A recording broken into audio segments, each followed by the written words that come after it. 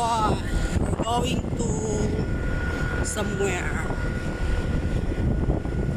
Early in the morning, around 3 o'clock a.m. So, dito po kami ay merong pupuntahan na malapit lang naman dito po.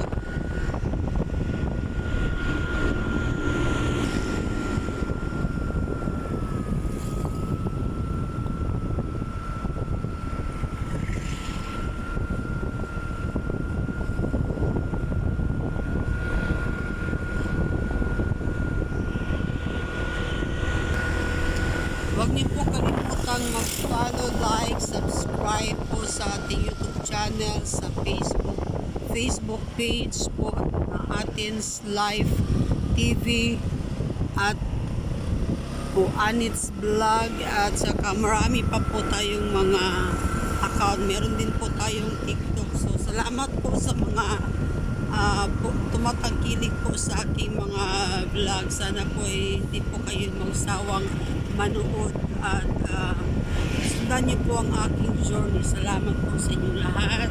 At again, magandang umaga po.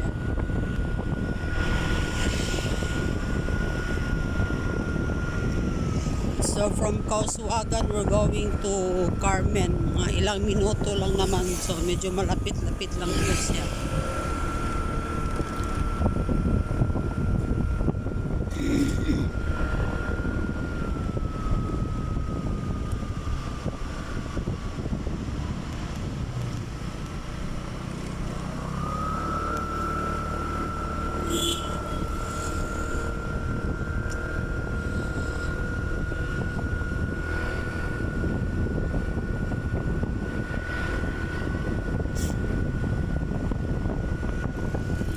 Dito pa rin po tayo, dito na po tayo sa may Barangay Carmen.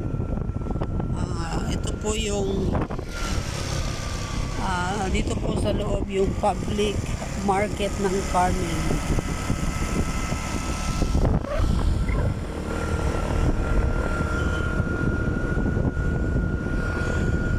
Meron din po ditong Gaisano, may Golden Heritage na school. Ang Carmen po is big population po siya. Isa po sa pinakamalaki na barangay dito sa Cagayan de Oro. So as you see po, around 3 a.m. Di pa gaano masyadong traffic kasi yung iba hindi pa po nagising siguro. They are preparing for their foods, preparing for the office, ganun po. Pero mamaya po mga around 7 doon or 6 dyan po nagsisimula ang pinakamalaking traffic na po. Kasi may pasok sa school, meron din po mga estudyante at saka ayun nga, kaya po naging busy yung kalye ng Cagayan de Oro. Actually po dito sa Cagayan de Oro is sobra po ma-traffic. Pag traffic talaga, bumper to bumper talaga yung sa traffic po. So dumana po kami sa may West City Central School. Dito po dati alma mater po ng dalawa kong anak na na sa ngayon graduating for grade 12 at saka isang first year college. So ito po yung going to Uptown SM. So since dito tayo sa baba dadaan kasi going to Sayas Moco po tayo ang ating destinasyon.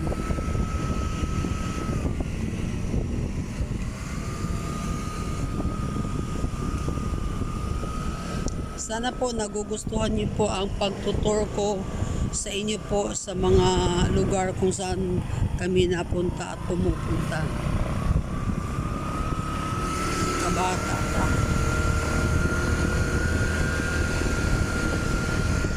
Matagal-tagal na rin po kami hindi napunta dito gawa ng busy sa trabaho kaya sinadya po naming lumikas ng madaling araw para trabaho na naman.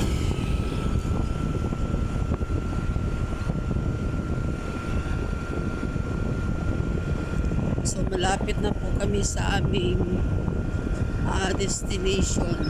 Bagang final destination baga naman. The final place na pupuntahan po na lugar kung saan kami bibisita. Wala pang ganap. Okay, nandito na po kami. So yan lang po at magandang umaga po sa inyo lahat. Bye bye.